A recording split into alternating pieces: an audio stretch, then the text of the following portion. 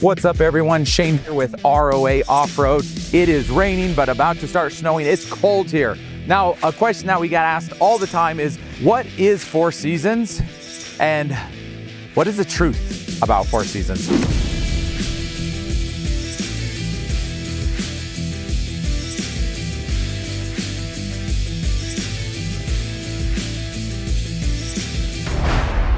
Today, I'm going to talk about the truth of Four Seasons and try to give you my knowledge of this topic as best as possible. This is going to be kind of a long video, so I'm going to be showing off some trailers and going through what is Four Seasons, what's not Four Seasons, and maybe why you don't want to live in a trailer. Let's get into this. Hey, welcome on inside. Really quick before we get to this, I want to share some of my credentials. I've never done this. I've never shared credentials with anybody, but I do have a lot of experience in Four Seasons camping, cold weather camping, testing, R&D. I have not officially calculated it, but it's over 1,000 hours of testing and R&D plus camping in these trailers. I actually have lived in a trailer. No, I'm not like trailer trash. I hope not anyway, but I have actually lived in a trailer 2 different times in my life. The first time I lived in a trailer was a record year of snow in Utah. And we had 4 feet of snow in the valleys, which was insane. And we were living in a trailer the whole year, all through that winter. So can you live in a trailer in the winter? Absolutely. I think the way we prevented from everything freezing was putting bales of hay around the outside of the trailer and throwing heat into the underbelly to keep it from freezing. But it was frigid, it was cold. Fast forward, I lived in another trailer while we were building a home. My dad's a home builder, so we kind of moved around and lived in a trailer while we built our houses. And so that's kind of where my living experience comes from. But fast forward, now I'm selling off-road campers and trailers. And a lot of people are always asking, hey, can we live in trailers? Before I got into the off-road market, I was selling fifth wheels. And fifth wheels generally are some of the best winter-capable trailers you can get. It's because they're huge, they're big, they're heavy, they can do whatever they want with them because you pull them with a giant dually truck. So during the Great Recession, I would sell them to oil workers up in the oil fields of North and South Dakota. And these guys would experience upwards or downwards, I guess I should say, of negative 40 degrees. So these guys were taking out trailers, Keystone Montanas, you know, those ones they claim the polar pack. And they would go down into these areas where it would get to 40 below zero, and it was crazy. Pipes would burst, things would break. Now, something I would recommend, strongly recommend, if you are trying to camp in extreme temperatures like that, I mean, I really don't recommend it, but if you were trying to, you need to have a power source. I wouldn't trust being completely off-grid just because, you know, a lot of times you need supplemental heat, and space heaters is ideal. So if you are going to be living in a trailer, live in an area where you can have power, shore power. Now, can you go off-grid? Can you go without shore power for a time? Yes, absolutely. Our trailers go more off-grid better than any other trailer. I wouldn't want to be caught somewhere below 0 degrees and not have a secondary power source in case there was a failure, because that's scary stuff and you could honestly die pretty quickly if you were in the middle of nowhere, remote, 40 below 0 and have no power. So just be smart, be wise. But I'm going to talk about some of the Four Seasons, and there's a lot of misconceptions out there about Four Seasons and what it is and what that actually means and whether you should live in a camper or not. Sometimes I think it's a really stupid idea and you shouldn't, and I'm going to get into some of that detail, but we're going to go on a tour walking around our lot, and we're going to look at some trailers that we've made Four Seasons.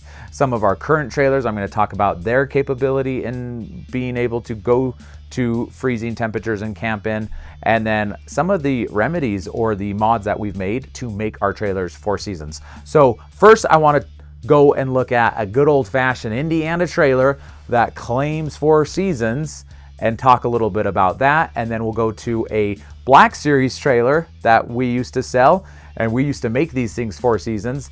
We've also made Conquerors Four Seasons, Dwellers Four Seasons, and then final, I'm going to end with the all-new MDCs that we're carrying. Some of their models are not Four Seasons. I should say all of them are not Four Seasons. Some of the new ones coming out are getting pretty close, but there's still some weak points. But don't worry, stay tuned.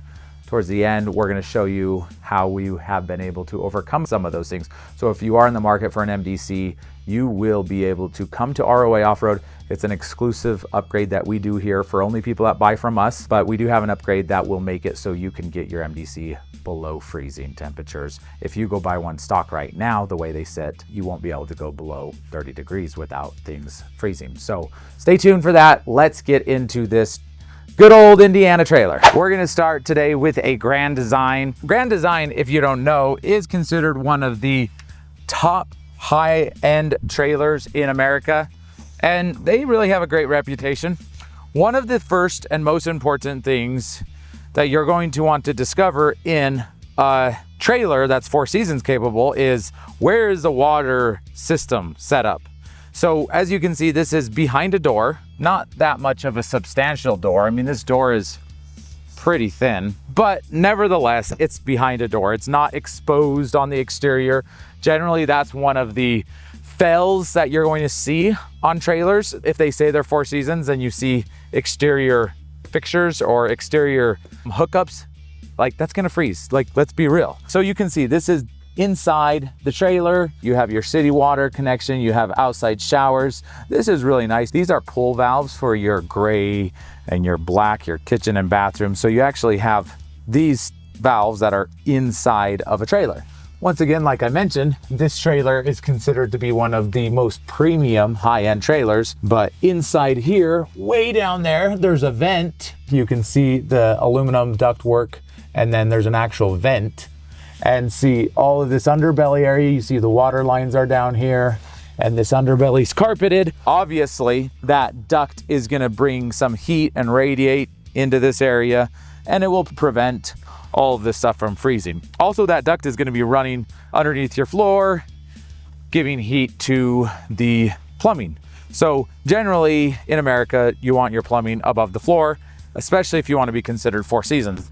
Now let's go under here and talk about some of the protection that they add to this trailer under the underbelly. So I got a little rug so I don't tear up my shirt or jacket. Whoa! Now we're underneath the trailer, and you can see there's kind of some bulging under here. That's okay, it is what it is. This is a piece of plastic. It's actually like a corrugated plastic. So it looks like a cardboard box. I don't know if you can see that on the edge here. You can see where it's screwed in.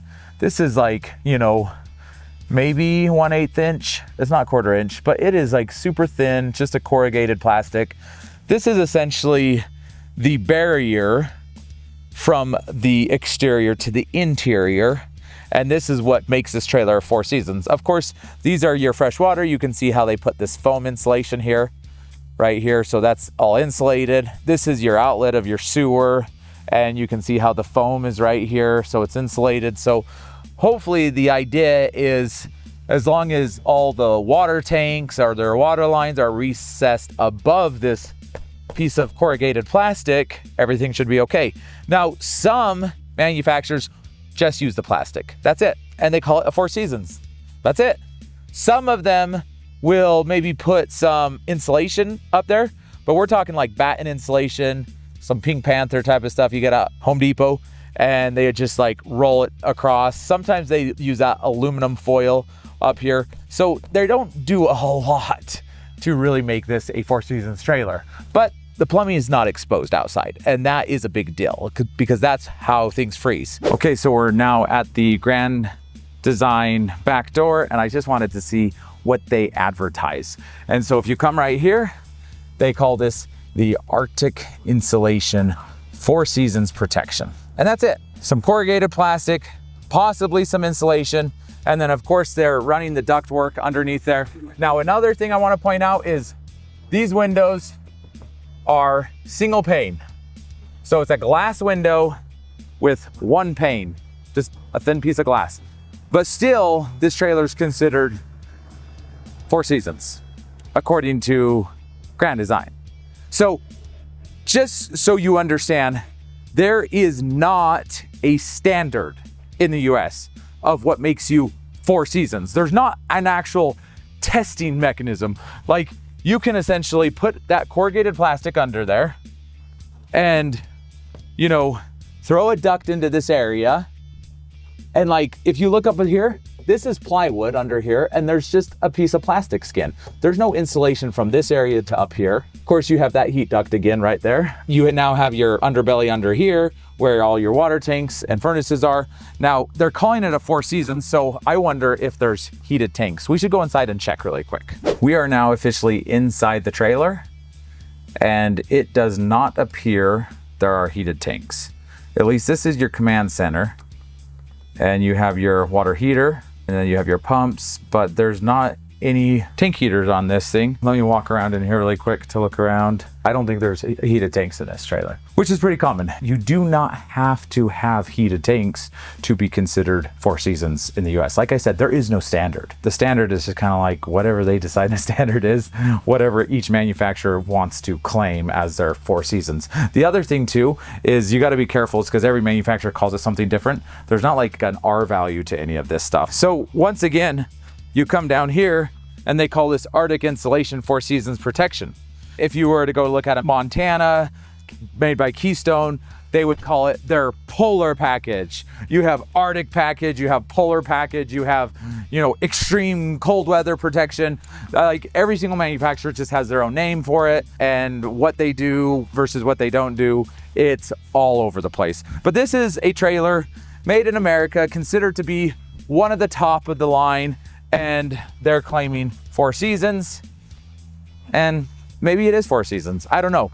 Now, I will tell you, if I was gonna live in this trailer and try to get somewhere, the most important thing you do is you get skirting. You have to get skirting wrapped around this, and you can do that on any trailer, even our trailers. That is really ideally what you want to do. Now, let's head on over to the Black Series and point out some of the, I guess, design flaws is what I should say. So here we are in front of the Black Series, and these trailers I have spent hundreds of hours in trying to make these Four Seasons capable. But as you start looking at it, one of the very first things you're gonna see is you have an outside shower right here. And this is a piece of plastic. Like there's no protection against the elements. And so this is the thing you have to understand with Four Seasons. The weakest link destroys the entire system, right? So it doesn't matter if the inside is nice and toasty. If this freezes and then expands and bursts, your water system is now failed. You can't run your water system. You have to turn everything off because it's leaking out of the weakest point. You come over here too, look, we now have a city water connection right on the exterior. You have general water tanks right on the exterior. So this is not really ideal for Four Seasons. We're gonna go underneath and check out some of the stuff. So you have water tanks right here. They're exposed. Now, if you had a heated pad on this, they wouldn't freeze. And the reason why is because those heated pads are designed to, it depends on the heated pad, but I've seen -10 to -40 degrees. If you were to take this tank and expose it out on a picnic table and have that heated pad on, none of the water would freeze in here. So you might be like, oh, that seems simple. Just drop this system down, throw a heated pad on, and you're good. No, you're not good, because this right here, if you look at this water line right here, that's the culprit, right? So this water line right here is going to freeze. So though the tank might be okay, this is going up into your pump inside the trailer. And essentially this, anything from here to here freezes, you're done, you're toast. Anything going up freezes. Well, you might say, well, look, it's got insulation. Okay, maybe this is not super easy to understand, but insulation, it's not the cure-all of making your trailer not freeze. Think of a thermos or a cooler, right? So you think, oh, a thermos keeps your stuff cold, but what does it also do? It keeps things hot, right? So wait, what are you trying to do? Are you trying to get these pipes to be cold or hot? So a thermos or insulation is only as good as what you put in it. So if you put a hot Coke or a coffee in a thermos, that insulation is going to keep that heat in for quite some time. But if you put ice water in it, it's going to keep it cold for some time. So since this plumbing is outside and the exterior temperature outside is freezing, yeah, this insulation might keep it warm for a little while, but once the ambient temperature stays at freezing, it's going to penetrate through this little teeny foam pad, and eventually it's going to hit this water line, And whatever the exterior temperature is, that water line is going to be. So if it's 20 degrees outside and that's below freezing, that's when things are ice, right? Anything below 32 degrees turns into ice eventually. That means this water line is also going to turn into ice. So you say, well, what do we do? How do we do it? Well, you got to figure out a way to warm up that line. There are a lot of ways to warm up that line, but it can be pretty difficult and it's a challenge. Let's head on the inside of this trailer because I want to point out some little details that just show how the design of this trailer versus other trailers, how they're just not 4 seasons capable. And this is just the water line that's coming out of here. If you look up here, you can see more water lines completely exposed. That's actually a breather valve, but these ones, these insulated tubes are going down here. And come look at this. See, you can see this water line. This is your water line going up. It's getting sucked in, and then this goes through the frame. So what's crazy though about this is the insulation ends at the frame, and then they cut it open and they put it again right there on this side of the frame, right? But right here, that's going to freeze. Like, you would want this completely insulated. This is metal, and metal is one of the most conductive material in the world for hot and cold. That's like aluminum especially. That's why radiators are made out of aluminum, because they're designed to dissipate hot and cold. So this is gonna get frigid and it's gonna go right through and it's gonna freeze right here. And all of these lines going down, up and down in this trailer are all going to freeze at some point, and then they all fail and water lines will burst and your camping trip is over at that point. One of the issues is all of the water lines are going to come from the outside straight into the spigots. So if you come back here and you go behind the toilet, can you see the water line? See, that's coming directly out of the floor.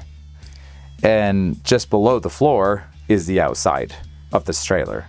So that water line, the second it exits the trailer, it's frozen. Same thing with these water lines. So these water lines, they're coming up to the shower, but they go straight down and outside, and then they get to freezing temperatures immediately. Another thing about this trailer that was the most difficult thing that we ran into was, if you see, this shower goes to about right here. There's a 6-inch space behind this shower. There's a cavity behind there. And so there's a water line that's coming up and it's completely inside there, and there's no way to get to that except for if you were to drill a hole through the wall, and there's also no way for heat to get in there.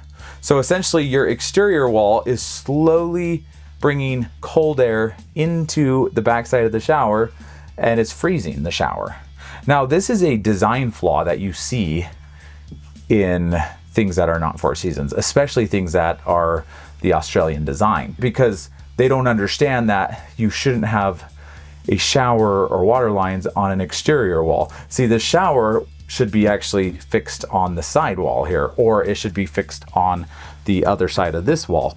You should have a faux wall, or you should have an internal wall in here that you can run plumbing up through, because then if the camper's heated, this wall is going to get heat and it's eventually going to go into there. And also maybe you would want some ventilation as well to get the heat going into those areas. But let's head on to something else. Welcome back in the studios. It is actually really cold outside, so just wanted to come back in and talk a little bit more about the Black Series and our adventure with those trailers. When we first got these trailers, we have a can-do attitude, and people were like, hey, is it 4 seasons? And we're like, no, but we think we could make them 4 seasons. And oh boy, that became quite the adventure. I don't even know how many nights I spent in the frigid temperatures in the mountains testing these trailers. We would go do something, we'd come back and it would fail. We would fix it, we'd go back up into the mountains, try it again, and it would fail again.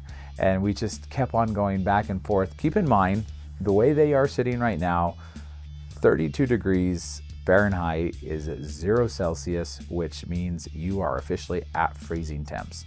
And if you stay at 32 or below for more than a couple days, everything turns to ice. So those lines that I showed you on the exterior would all freeze after a few days. Now, a lot of people wonder, well, what if I'm just camping somewhere and it gets below freezing for just the night? I've done that a lot and nothing ever happened, right?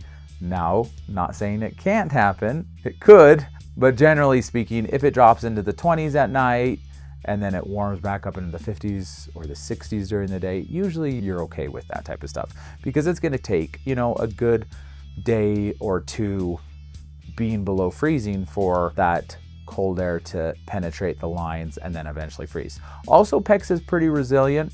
You know, it doesn't expand and break overnight per se, and it depends on how cold it is. If it drops into 0 degrees overnight, things will freeze, expand, and bust, and that's going to happen. But I'm talking about, you know, into the 20s, you might be fine. But for extended staying, absolutely not. Things are going to start failing and breaking, and it's just not going to be a fun experience. People take campers out all the time during the cold weather, and things break, they come back to us, and then we have to fix everything. And that's not warranty, that's user error. If it's not a Four Seasons trailer, you can't camp in it in below freezing temperatures. So talking about the Black Series, man, just spent countless hours, countless nights camping in these trailers, testing them, trying to make them Four Seasons capable. Essentially, if heat is not penetrating or touching the water lines, then they're going to freeze. So at first, we did some pretty ridiculous things. We added heat pads to the tanks. We insulated the tanks. We later realized we didn't actually need to insulate the tanks because the heat pads, like I mentioned, some of the heat pads out there say 40 below 0, they won't freeze, being completely exposed. So we didn't need to insulate the tanks. But we added heat pads, but then the water lines became the weak point. So what we started doing is we got some 12-volt electrical wire tape, and we would run it along all the water lines. We thought, oh, this would work. At one point, we did this setup on a trailer, and it was using upwards of 100 amps per hour.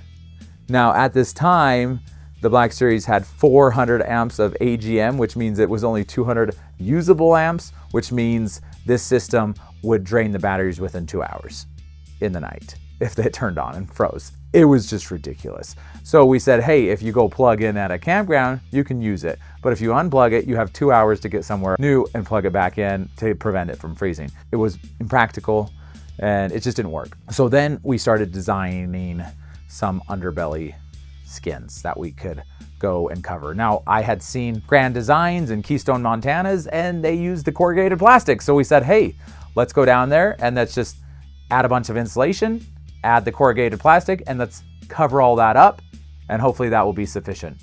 Well, it worked for a little bit until that cold penetrated through the skin, which it did eventually, and it would get to those water lines and they would freeze eventually. So the only way to prevent that underbelly from freezing, those water lines from freezing, was to get heat into the underbelly some way. So we started enclosing. We actually got pretty good at it. We CAD designed an entire aluminum skin that we could go down there and attach to the entire frame, and it was bent and positioned perfectly to cover every single area of that trailer. Now, as we started doing all these CAD designs, this is something that just became a nightmare. With the Black Series trailers, we realized that none of the trailers coming out of the factories were built the same. They had different size frames, and sometimes they would weld a cross member at one spot and then they would weld it at a different spot, and so everything became a nightmare. This CAD design, we would spend 100 hours designing it to fit one trailer, and then we'd bring the next trailer in and it didn't fit, so we had to redesign it.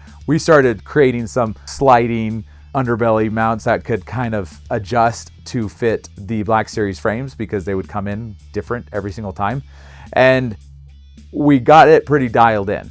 But the thing is, we had to duct heat down into the underbelly. The first time we attempted to do it with the standard heater that came with Black Series, and it was only about a 13,000 BTU furnace, and it just failed. We started ducting heat down there, but then the issue was we didn't have enough heat upstairs in the main cabin. So it was too cold, right? We couldn't get the cabin above 40 or 50 degrees on a night that was in the single digits. So we then had to go out, tear that heater, put a different heater in, a more robust heater that could blast heat into the underbelly and into the upstairs. And it just became this long journey. We had to start plumbing heat ducts all the way to the very back of the trailer, up into the back cavity where the shower was, so we could get heat up into there. But of course, we had to put ventilation in the back of the shower area so we could create some sort of airflow ventilation so you didn't get too much heat down in the underbelly. It was kind of this art where we had to go back and forth between, you know, putting too much heat in the underbelly versus too much heat above. And it became this long journey. And I'm proud to actually admit that at one point I had the trailer down to 10 below zero and nothing ever froze. But this was after so many different renditions. We must have had 100 different renditions and changes and updates to get this dialed in to where it could go to freezing temperatures. Now, at -10 degrees, I ran out of propane in like 20 hours. It didn't even make it a full day. So we came back and we realized the overall trailer was just not designed for 4 seasons. It truly wasn't. Like everything about it, we were just blasting heat into areas. We were trying to get too much heat in the underbelly. And I talked to them about this, but they just kind of scoffed and laughed and said, you know, whatever, you're crazy. People will buy our trailers no matter what. Anyway, long story short, we moved beyond that relationship and we started getting into other trailers like the Conquerors and the OBIs. But I was done. At that point, I was like, I'm not gonna go and re-engineer a trailer to try to make it 4 seasons. But then we started a new relationship with MDC. Super excited about this relationship. And one of the main things that we've experienced is that they listen to what we say. So I wanna go and talk a little bit about this. Now, the amount of extremes that we went to try to make some of the trailers in the past 4 seasons was absurd. At one point, we went to what is considered one of the coldest places in North America, or I should say the lower 48 states, a place called Petersings, where we went out and we tested this NASA installation. It was ridiculous. This stuff was like aerospace, really expensive, really cool, because we were just trying to figure out how can we create a better insulation barrier. And, you know, we learned a lot, quite frankly. We learned a lot about thermal bridging, what types of materials you use, you know, and it also has a lot to do with your heat sources. It's all about getting a heat source to the weakest points of the trailer. Now, something I want to point out on all of our off-road trailers. All of our off-road trailers use Truma, and Truma says that you cannot go below -4 degrees Fahrenheit. So that is a weak point on all of our trailers, including the pause units that are 4 seasons. Now, MDC has done some magnificent updates on this trailer. If you go under this trailer, all the water lines have been moved and lifted to the top of the floor. Now, I want to point out some things, because this one was one of the very first things. You can't have water exposed on the exterior. So what have they done? They created a wet bay that is recessed inside.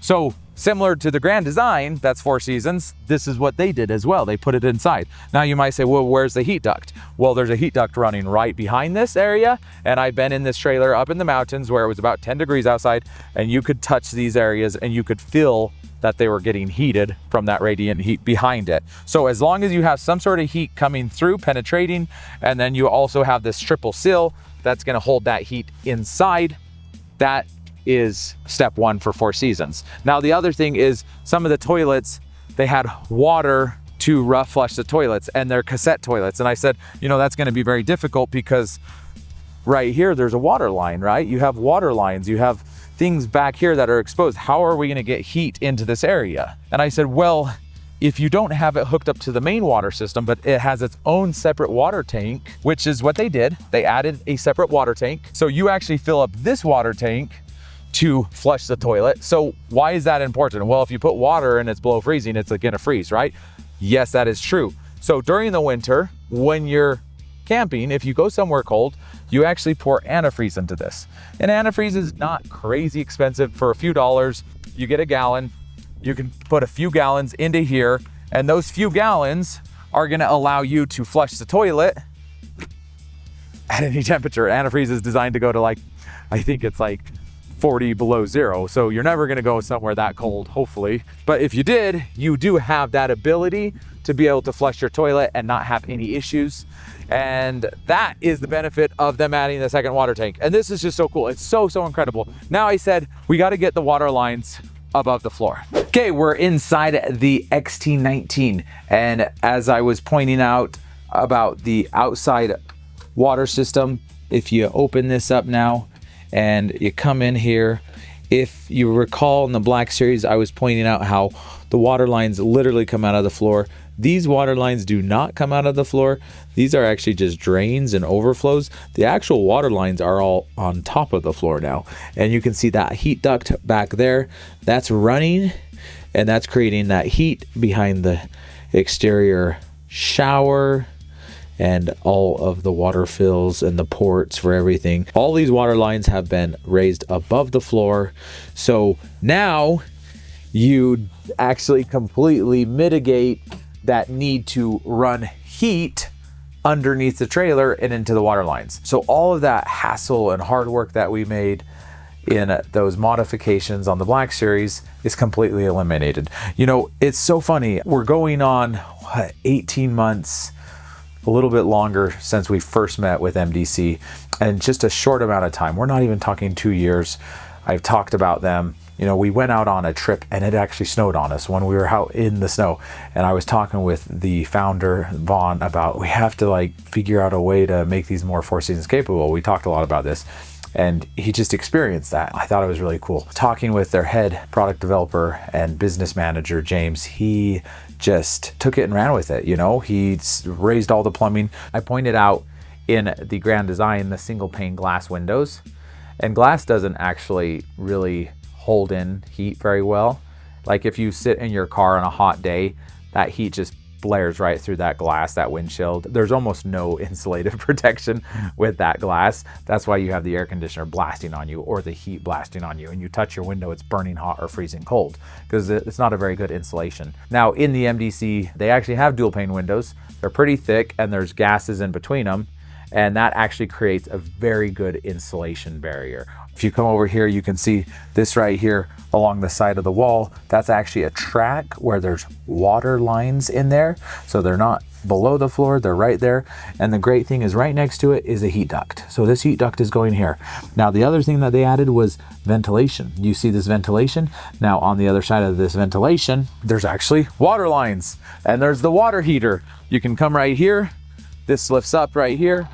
And then you can see we actually have a thermostat under there. We've been working in here and doing some modifications, just making sure everything is functioning in extreme cold temperatures. But you can see all these water lines here. Another thing I want to point out, if you watched the previous video, we did all of these water valves, and these are bypasses. They've added in these in all the new trailers coming, so we don't have to upfit that or upgrade it anymore. It's all standard in the trailer.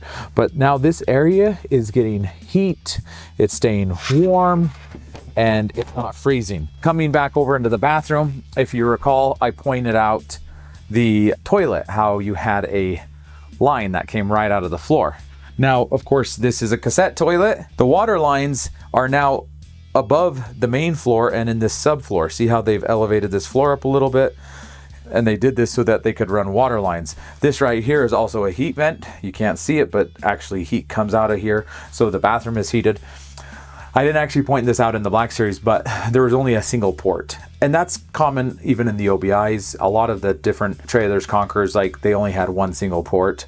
So the fact that they've plumbed multiple ducts, you have a duct down here by the stove, you have one by the main bedroom, you have one in the bathroom. That just creates a much better distribution of heat throughout the trailer, and also it prevents things from freezing. Another big issue that I talked about earlier was this bathroom shower. Now remember I talked about that facade wall and how it was on the exterior? Well, as you can see, there's not a shower here. Where is the shower? The shower is actually on the inside wall of the trailer. And now if we come over here, let me point out, if we open up this cupboard, first of all, you see ventilation in here so you can get some of the radiant heat in. And now you have all of your shower fixtures on the inside of this cabinet. Once again, you can see we have those little thermostats inside because we've been running tests and just monitoring how the heat is working into this area. All in all, what they've done is more than anything I've ever seen done on any Australian design trailer. And so I'm super, super happy overall with everything. Now, there are still some weak points. Here at ROA, we've already figured them out because we've gone through this over and over and over with so many trailers over the years. We have figured out how to retrofit some things. There are a few lines because we've been running about half a dozen thermostats in here, thermometers, collecting the data. And we actually had the trailer out in the frigid temperatures as low as 10 degrees, I should say, and never went above 30 degrees. So it stayed below freezing for almost an entire week, this trailer that I'm in right now. And we had all of these gauges monitoring the temperature, and they never went below freezing. Nothing in here ever froze. All of the water lines, all the water sinks, everything stayed to temperature. Now, we did have a few little points of failure, and we figured out how to fix those points. Let's talk about that. Welcome back inside. It is cold outside, so we're trying to get out of the cold every once in a while, but I want to touch some very important points. Should you live in a trailer, believe it or not, it's almost not approved by any manufacturer. Technically, you could be in trouble with warranty. Now, a lot of the manufacturers don't give you a bunch of grief, but these are trailers. They're not houses. And you got to think about this for a second. Most trailer walls are 1.5 to 2 inches thick.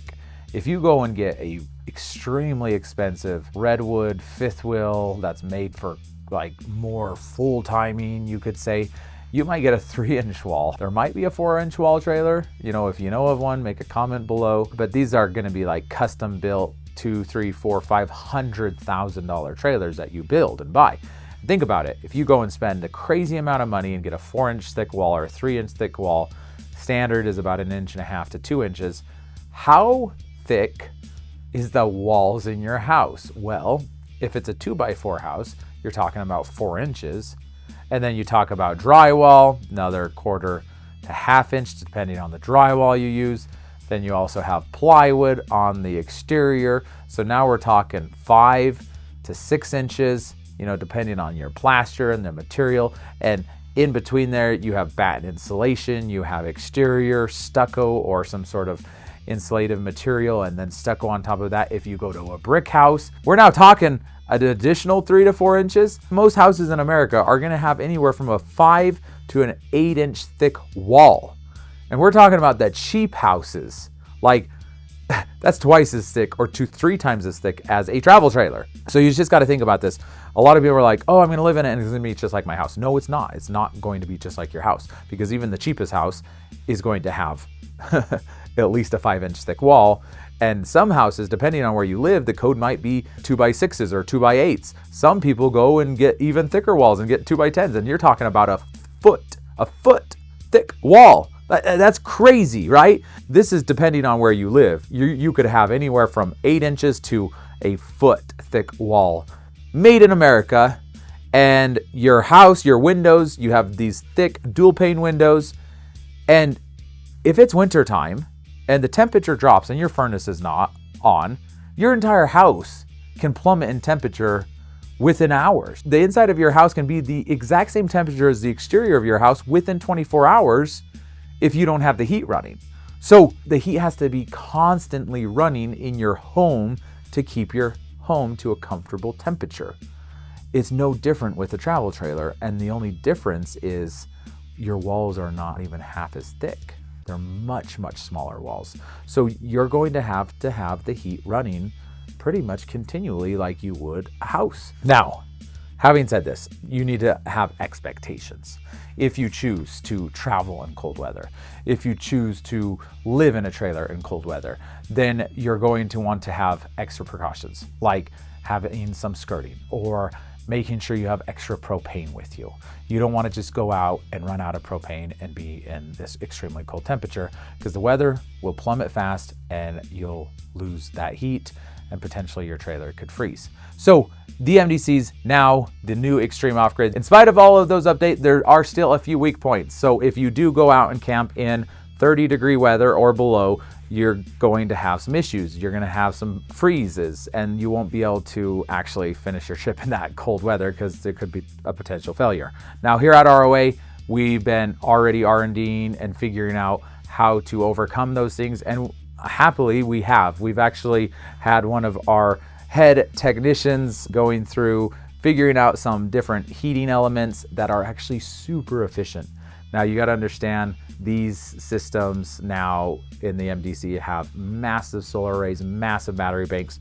So we've installed some electrical heat strips in certain areas and we've tested them. And I think the first test we saw anywhere from 6 to 9 amps within a 24-hour period of being completely in freezing all night. We've added those to some of the weak points. We've actually moved in some of the valves for the plumbing to shut off exterior spigots. And I'm happy to announce that we made the trailer essentially 4 seasons trailer, and it was out in below freezing temperatures for over a week and we didn't have any issues. So if that is something that you're interested, you can come to us. We'd love to get that set up with you. Like I mentioned earlier, this is an exclusive upgrade for only people that buy the trailer from us, and we'll be able to get you camping in this trailer with the ability to go below freezing and not have any issues. And we feel good, we feel confident, we can guarantee 20 degrees, no problem, 15 degrees, no problem. Anytime you get into single digits, it gets more and more difficult, and I just wouldn't recommend camping in below 0 degrees. Could you? Can you? Yes.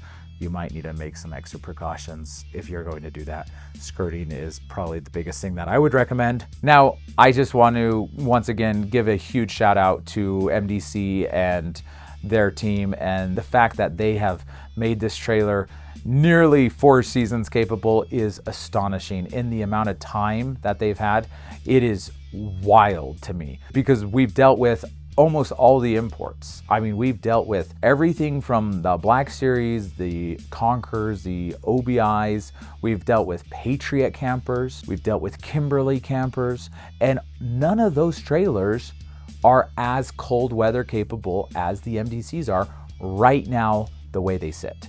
And that's astonishing. And so we've looked at, hey, could we make the Kimberly campers more 4 season capable? We look under there and we say, you know what? It's about as easy as doing it with the Black Series. It's a lot of work, a lot of time, a lot of money. And when we were doing the Black Series, completely enclosing the underbelly and making those 4 seasons capable, that mod was ranging anywhere from $10,000 to $15,000. And I'm sitting here thinking, man, this Kimberly camper is already $120,000. And we got to add another $15,000 on top of that to make it 4 seasons capable. To me, it's like, I'm tired of trying to retrofit something that wasn't designed from the factory to be more 4 seasons capable. Same with Patriot campers. No way, shape, or form are those units made to go in cold, frigid temperatures. You use it spring, summer, and fall. When the winter comes, you kind of put it away, you store it, or you can go camp down in the desert in Arizona or in California. But the MDC, you have the ability to go camping any time of the year, which is really exciting. Remember, without our modification, I would still not recommend going below freezing, but with the modification that we now have, you can comfortably go to colder climates and not have any issues. So if you have any questions, if you're interested, if you are gonna go and buy an off-grid extreme camper by MDC, just keep this in mind, reach out to us. If you do want one that is capable of going into cold climates, reach out to us and we can get you set up. So thank you so much. Have a wonderful day, and we'll talk to you later. Bye-bye.